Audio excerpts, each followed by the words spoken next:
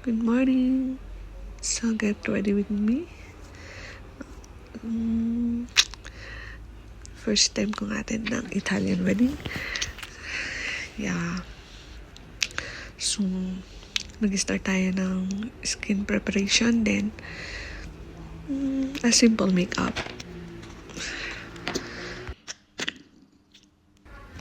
Yan. First step, naglagay na ako ng serum. Hindi ko na ipakita. Then, a moisturizer.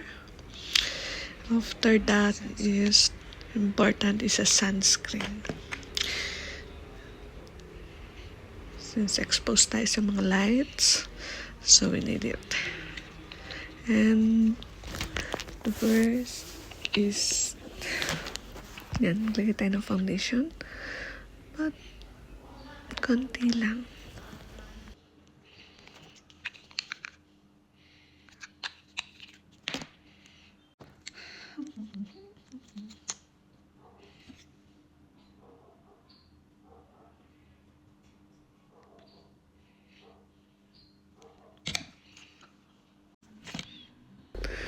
After is the concealer. Hindi ako expert sa paglalagay ng mga concealer, but I try. Then, kilay. Hindi ako masyadong nalagay ng kilay. Ngayon lang yan. Trip ko lang. Then for the eyeshadow, I put some light eyeshadow. And not too much eyeshadow. Hindi rin ako masyadong naglalagay ng eyeshadow. But today, feel ko ng eyeshadow.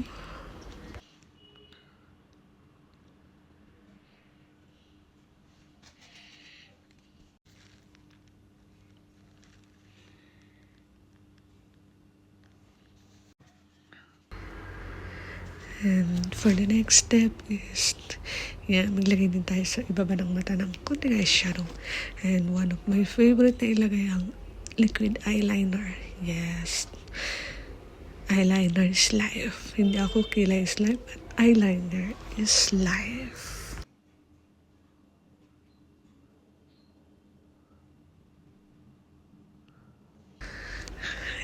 And this time, i-curl natin since maiksi yung mata ko.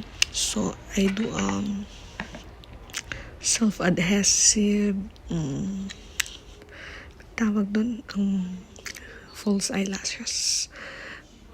So, first naglagay muna ako ng mascara.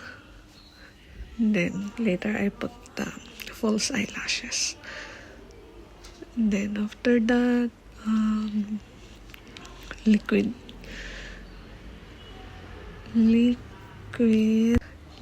blush on. Yes.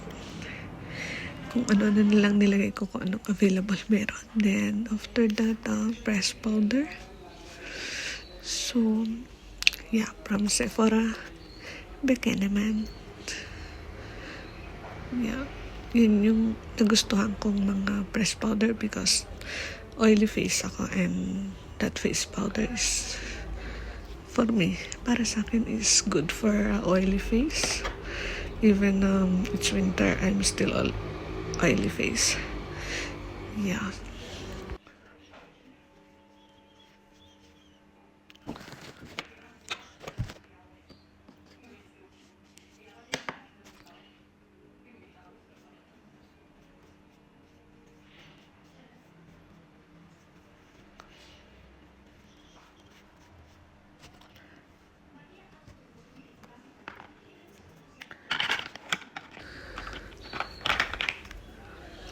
Then the blush on. Ayoko naman ng pack na blush on. So, light blush on. Since dinner ang wedding, so light makeup.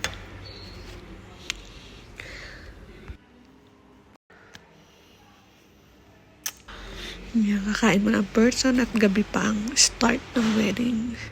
So, hindi ko na na-video yung last part, but my lipstick is from a L'Oreal. Yeah, pack na pack ang red lipstick. So, we're going to the church first. since I'm here in Napoli, part ng Italy, so I'm living with my husband.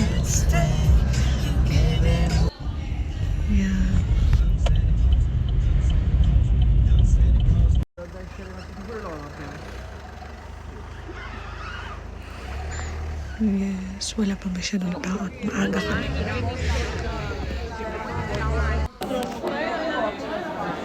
Ito yung simbahan. Kung saan kaganapin ang kasama. Hello.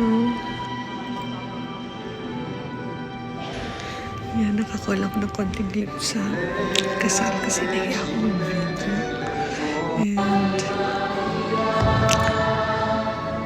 yes, yan yung esposa and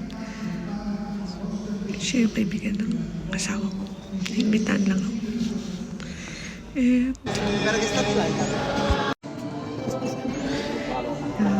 that time is gutom at antok na ako dyan. Since Italian ng Mass, ako naintindihan. Yes, finally natapos na rin ang wedding, then makipagsin. Mostly the same ang kasal ng Filipinaan. Italian, but may mga pinagkaiba kasi nakita niyo naman walang maraming amoy, maraming ninang as in family and friends. Bilang lang yung mga bisita. That's since ginabi na, pero maaga pa winter, so mabilis magdilim. Now we're going reception. Yes, my favorite time. Guarda che parte c'è appunto è rinata da poco, però c'è molto. Prima era provincia brutta. Sì. Yes, now we're going a reception. Parang not sure, 15 minutes away from the church. Yeah. Wow. Napawawa ko sa venue. Napakaganda niya. Since Christmas is coming, so a lot of Christmas decoration. And I think this is a resort or restaurant kasi may nakita akong swimming pool na walang tubig. Nakita nyo naman, napakaganda ng setup. Yeah. Diba? Paskong Pasko, since uso sa kanila, aperitivo. Hindi ko na na-video ang lahat kasi ang hirap humawak ng phone tapos kakain ka.